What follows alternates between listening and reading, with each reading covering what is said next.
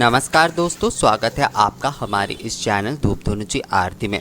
दोस्तों मैं आज आपको बताने जा रहा हूँ कि नवरात्रि के प्रतिपदा से लेकर नवमी तक आप किस तरीके से धूप हवन करेंगे। और उसके साथ साथ आप में से कई लोगों का ये सवाल था कि किस तरीके से जो है अखंड धूप जलाए जाते हैं, वो अगर आप एक बार प्रैक्टिकली दिखा देते तो दोस्तों अगर ये वीडियो आप पूरा देखते हैं तो आपको समझ में आ जाएगा कि किस तरीके से अखंड धूप जलाते हैं। तो दोस्तों मूल रूप से अखंड धूप यानी अखंड धूप धुनी जो आप जला रहे हैं या फिर जो धूपाग्नि जलाकर आप जो धूप हवन कर रहे हैं वो मूल रूप से एक ही है, अर्थात धूपाग्नि उसमें प्रज्वलित करना जो है वो मूल विषय है। तो धूपाग्नि जब आप जलाते हैं तो उसमें आप जो है धूप हवन भी कर सकते हैं या फिर अखंड धूप जब आप कर रहे हैं तो उसमें भी उसी तरीके से धूपाग्नि को जलाना होता है। सबसे पहले जो होता है ना दोस्तों, एक पात्र आप ले लीजिए। मैंने यहाँ पर जो है धुंजी में ही आपको दिखा रहा हूँ क्योंकि धुंजी में ही मैं जो है ये धूप हवन वगैरह ये सब कुछ करता हूँ। आप उसमें भी कर सकते हैं, मिट्टी के धुंजी ले सकते, पीतल के धुंजी ले सकते, या फिर अगर आपके पास कोई हवन पात्र है तो उसमें भी आप कर सकते। सबसे पहले जो है ना घी के एक बाती आपको जला लेना है। दोस्तों कई लोग जो है कपूर से भी जलाते, पर मैं आपको सलाह दूंगा कि आप घी के बाती का उपयोग करें। उसके साथ अगर आप कपूर जलाना चाहते तो आप जला सकते हैं, पर धूपाग्नि में घी के बाती का उपयोग करना ही ज़्यादा सही होता है। तो घी के बाती से आपने जला लिए घी के बाती। इसके बाद जो है आप जो भी शुद्ध कंडे जो है वो आप रखना चाहते वो आप रखिए, या फिर नारियल के छिलके जैसे मैंने जलाए आप उसी तरीके से नारियल के छिलके रखिए। एक बात का यहाँ पर ध्यान रखिए कि जब आप धूपाग्नि प्रज्वलित कर रहे हैं तो गोबर के कंडे या फिर जो है नारियल के छिलके से जब अच्छी तरीके से धुआं उठे, अग्नि आपको दिखाई दे और धुआं उठे, तभी आपको जो है ना दूसरे सामग्री उसमें डालना है। कई लोग क्या करते हैं, पहले सामग्री डाल देते, थोड़ा बहुत धुआं जो है वो निकल नहीं पाता है और बुझे बुझे हो जाते हैं, उसके बाद वो फिर से उसे जलाते। तो ऐसा बिल्कुल नहीं करना चाहिए। धुआं उठने दे आप, उसके बाद ही जो है ना दूसरे सामग्री आपको उसमें डालना चाहिए। तो ऐसे ही जो है बाती जलाकर आपने गोबर के कंडे और नारियल के छिलके या फिर नारियल के छिलके जो है वो आपने रख दिए। अब इसमें 3 बार जो है ना घृत आपको देना है। अग्निदेव को जो है सम्मान प्रदर्शित करते हुए 3 बार उसमें घृत देना है। अब जो है आप अगर चाहे तो घृत मिश्रित जो धूप लकड़ी यानी कि देवदारू के काष्ठ या फिर हुमाद जिसे कहा जाता है वो आप दीजिए। कई लोग क्या करते हैं, इसे धूप सामग्री के साथ ही देते हैं, धूप सामग्री के साथ एक साथ मिला लेते घी देकर। तो वो भी आप कर सकते हैं अगर आपके परिवार की वो परंपरा है। मैं क्या करता हूँ, मैं पहले जो है धूप सामग्री के पहले जो है दोस्तों मैं जो हुमाद होता है यानी कि जो धूप लकड़ी होता है वो मैं दे देता हूँ धूप हवन पात्र में। उसके बाद जो है जो सामग्री है अर्थात राल गुग्गुल और उसके साथ जो हवन सामग्री मैं मिला लेता हूँ या अष्टांग धूप भी मैं लेता हूँ, तो उसे जो है 8 बार जो है माँ के नाम से जो है ना उसमें आहुति दी जाती है।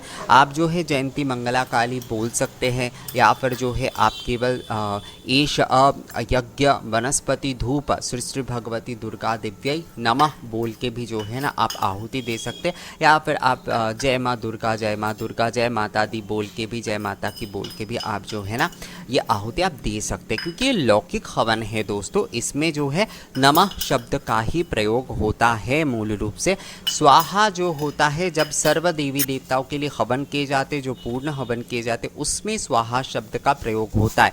पर आप यहाँ पर जो है ना स्पेसिफिक देवी या देवता के लिए ये हवन कर रहे हैं, ये लौकिक हवन है, तो उसमें मूल रूप से उसी देवी या देवता के नाम पर ही आहुति दिए जाते। तो यहाँ पर नमः शब्द ही ज़्यादा बोलना सही होता है। पर अगर क्योंकि कई परिवार के नियम होता है, उनके यज्ञ उपवित संस्कार हो गए, तो वो लौकिक हवन भी जो है ना उसमें स्वाहा का प्रयोग करते। तो ये अगर आपके चलन है परिवार की या फिर आप लोग करते हैं इस तरीके से तो आप कर सकते हैं, समस्या नहीं है उसमें स्वाहा बोलने से। पर नमः बोलना, क्योंकि मैं यहाँ पर सारे लोगों के लिए बता रहा हूँ, तो मैं आपको कहूँगा कि आप नमः बोलने की ही कोशिश करें, ये ज़्यादा अच्छा रहेगा। क्योंकि सभी लोग जो चीज़ कर पाए मुझे वही बोलना है दोस्तों। तो इस तरीके से जो है आपको करना है, अर्थात जो है पहले आपको बाती जला लेना है, उसके बाद आपको गोबर के कंडे या फिर नारियल के छिलके रखना है, उसके बाद आपको जो है धूप लकड़ी उसमें रखना है, उसके बाद आपको जो हवन सामग्री धूप सामग्री है उसे आपको 8 बार आहुति देना है। इसके बाद जो है दोस्तों, इसके बाद जो है आपको जो बिल्व पत्र है उसे घृत मिश्रित एक बिल्व पत्र जो है उसमें आपको समर्पण करना है, और उसके साथ साथ जो शहद है वो आपको उसमें देना है।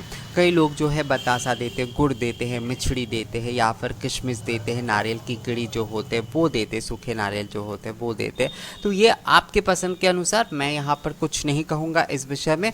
पर आपको घृत मिश्रित एक बिल्व पत्र, आप जब हवन कर रहे हैं, धूप हवन कर रहे हैं, उसमें घृत मिश्रित एक बेल पत्र जो है वो आपको देना है, और उसके साथ साथ जो है आपको शहद ज़रूर देना है।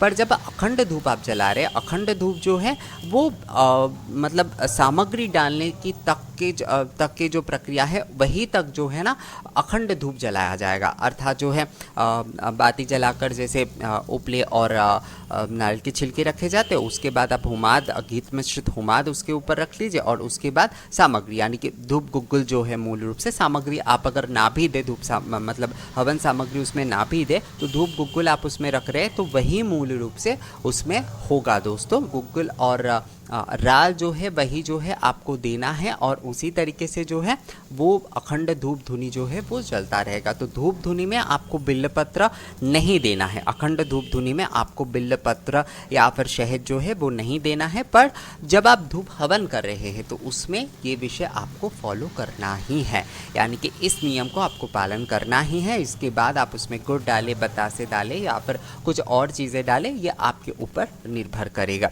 तो इसी तरीके से जो है ना आपको धूप हवन करना है, और ये धूप हवन जो है आप प्रतिदिन कर सकते हैं, प्रतिपदा से लेकर नवमी तक प्रतिदिन आप कर सकते हैं। अगर आप नवमी के दिन पूर्ण हवन करते भी है तो भी आपको जो है ना पहले धूप हवन कर लेना चाहिए। उसके बाद हवन के जो जानकार होते हैं, अर्थात जो पंडित जी होते, कर्मकांडी जो पुरोहित होते, उन्हें बुलाकर जो है आपको अपने पूर्ण हवन या संपूर्ण हवन जो है उसे संपन्न कराना चाहिए। तो दोस्तों इसी तरीके से आप नवरात्र के दौरान माँ के सामने धूप हवन कर सकते हैं। यहाँ पर एक बात मैं आपको कह दूं, कई लोग ना ये धूप पात्र को उठाकर आरती करते, तो ऐसा बिल्कुल ज़रूरी नहीं है। यहाँ पर आहुति ही मूल है, अर्थात धूप हवन में जो है ना आहुति ही मूल है दोस्तों। तो इसमें आपको अलग से किसी भी प्रकार से उठाकर आरती करने की ज़रूरत नहीं है। और अखंड धूप भी आप जब जला रहे हैं तो उसे भी जो है ना, उसे वैसे कई लोग जो है वो माँ के सामने घुमाते हैं, पहली बार जब जलाते हैं तो उसे घुमाते हैं, तो वो अगर आप चाहे तो कर सकते हैं। अगर आप अखंड धूप धुनी में करना चाहे तो आप घुमाकर रख दे सकते हैं माँ के सामने, पर धूप हवन में उसे करने की कोई ज़रूरत नहीं है दोस्तों। तो ये वीडियो आपको कैसा लगा, इस वीडियो में दिए गए जानकारी आपको कैसा लगा? अगर इस वीडियो में दिए गए जानकारी आपके लिए लाभदायक हुआ है तो आप मुझे कमेंट्स करके ज़रूर बताइए, और इसे लाइक और शेयर भी ज़रूर कर दीजिएगा। मिलेंगे आपसे अगली वीडियो में नई किसी जानकारी के साथ, तब तक के लिए नमस्कार।